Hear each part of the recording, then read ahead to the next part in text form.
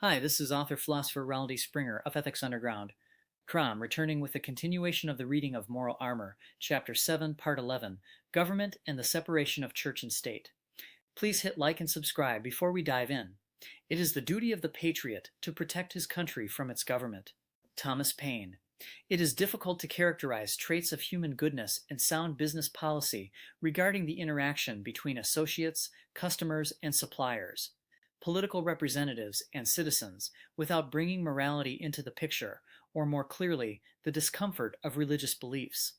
Every business ethic is based on a deeper understanding of long-term cause and effect of individual and corporate actions, and an inherent respect for right and wrong, driven by a logical standard which often conflicts with and requires defiance of religious instruction.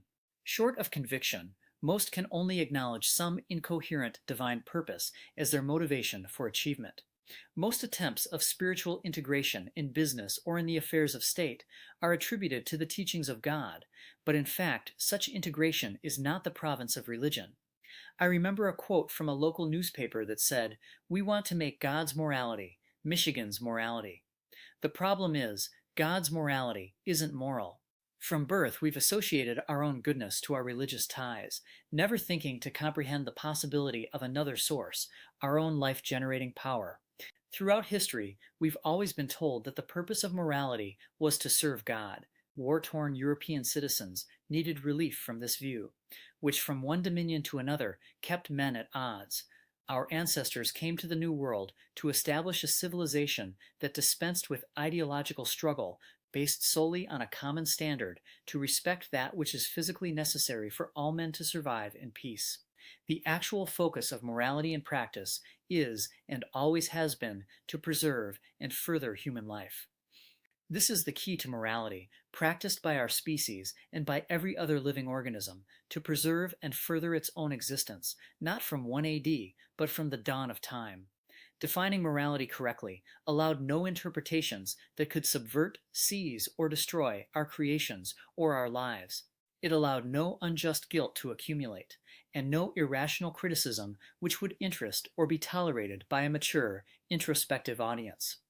A proper definition of morality leaves no foothold on the human body, and that is why it has been kept from us for so long. Since the Industrial Revolution, all business activity has been damned by clergy as hedonistic greed. The profit we've made and the resulting pride of success earned has been considered mankind's greatest evil. Animosity may have been justified when wealth was accumulated by slavery and conquest, hence the unearned, but nothing justifies guilt for accumulating wealth in an era of creative freedom, peace, and voluntary trade. Facing aggression, who taught us to turn the other cheek? Who taught us, in effect, that we can't fight back?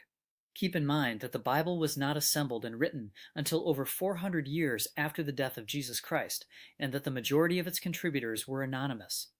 That was more than enough time to exploit its powerful following, twisting its teachings to support the leaders of the day, and in effect, distort the true purpose of morality. We've been told from birth that our senses are not valid, that the only true knowledge is to know that we know nothing, that the only alternative to living for others is to run others over, that the only moral action is community service, that money, profit, and wealth is evil, and that concern for indigence takes center stage in a noble mind. While some quotes are attributable to bad philosophers and some are biblical, both are products of men. Without instincts to drive us, a code of morality, our body of knowledge defining what is good for us or bad, is our primary means of survival. By spotlighting indigence instead of fostering ability, by giving preference to faith versus rationality, by supporting social adjustment rather than independence, by advising mercy towards guilt instead of justice for innocence, they inverted morality and turned it against man.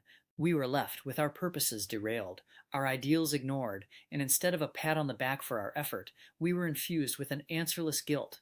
Religion was just one of many tools perverted to serve a group of parasites and their minions, the spirit murderers.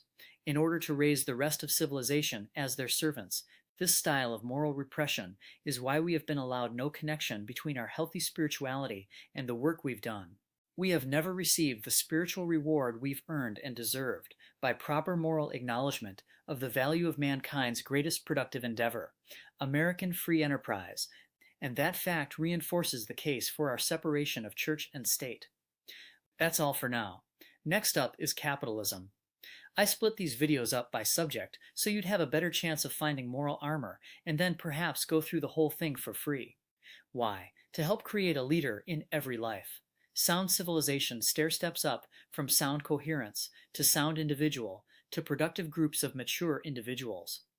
Self-hatred drives fear-driven people in our world to wipe out the individual, so we all need moral armor to protect ourselves and the future of mankind. Click subscribe and leave a thumbs up if you'd like to help wipe out moral confusion fast and make the world a better place.